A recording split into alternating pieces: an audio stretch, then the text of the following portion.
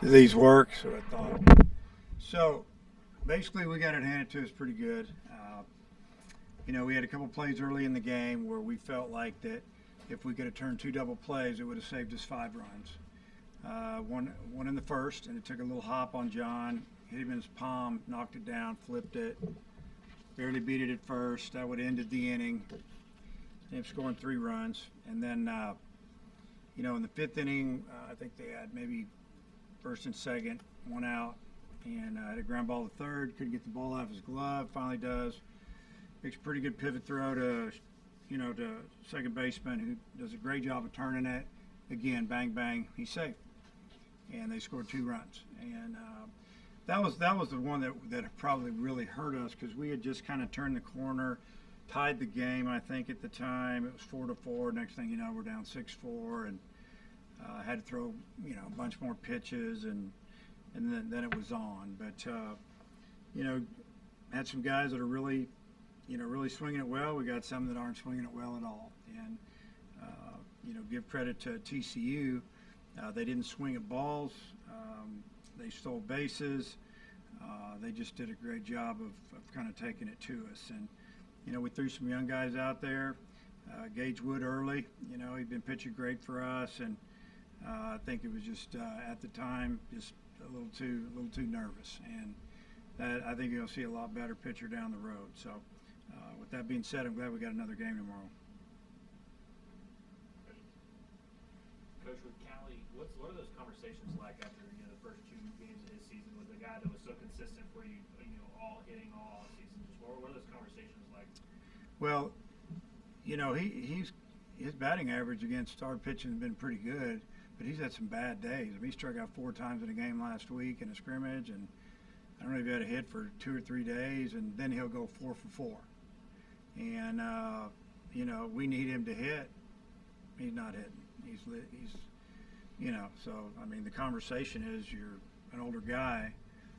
You've shown you can hit this caliber of pitching, and because our top 5 or 6 guys are as good as anybody's top 5 or 6 guys, and he's hit those guys. So he needs to pick it up a little bit for us to really have a tough lineup.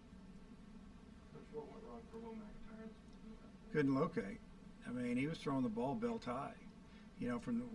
Our dugouts are way down the side, but everything was right around the waist. It wasn't down around the knees or a little below. He was leaving the ball up where they could see it, and his thing is to start it out about belt high, and it ends up a lot lower, running and sinking, and then locating that fastball when they're looking for that cutter, and he just didn't do it. Even when he got ahead at 0-2, he gave up some hits because he just left pitches up.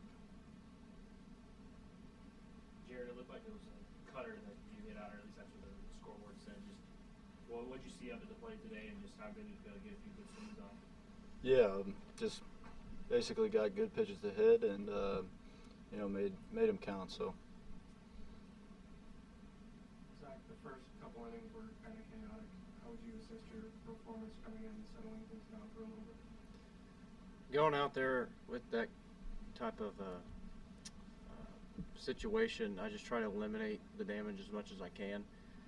And I feel like, in a way, I did a good job at eliminating most of it.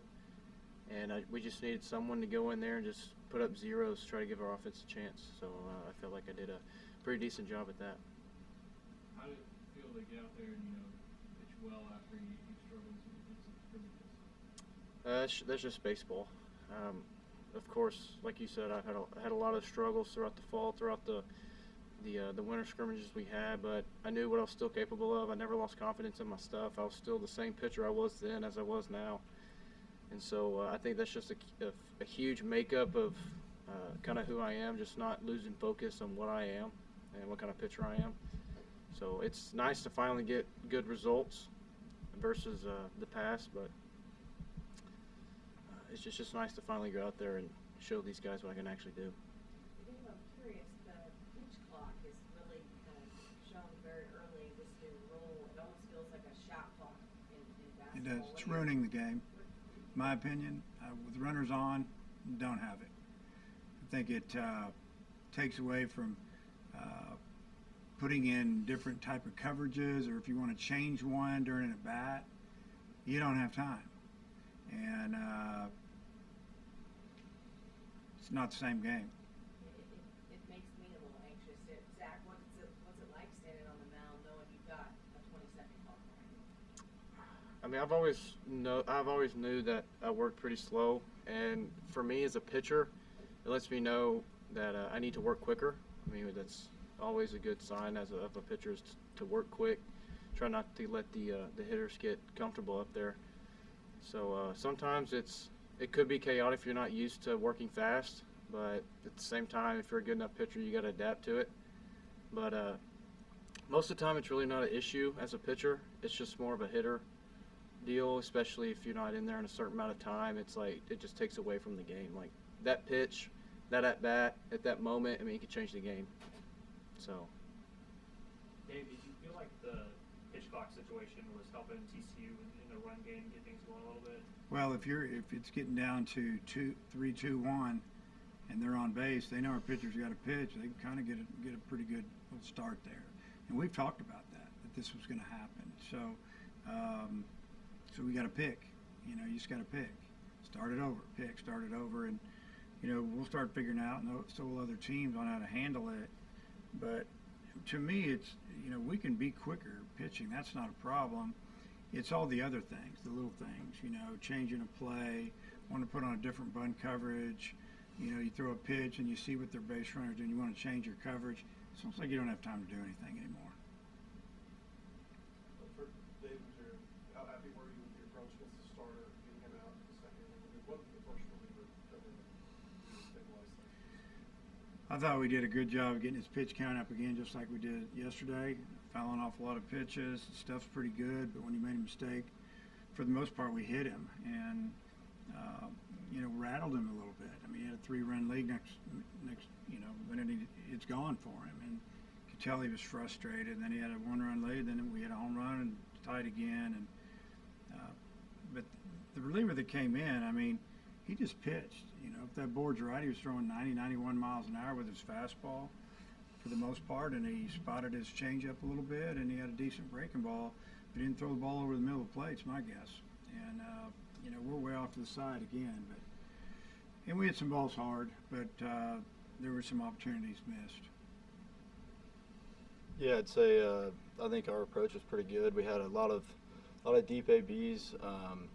You know, got his pitch count up like Coach said, and we hit balls hard, and some were right at people, and you know, that's kind of how the game goes. So. All right, guys, appreciate it.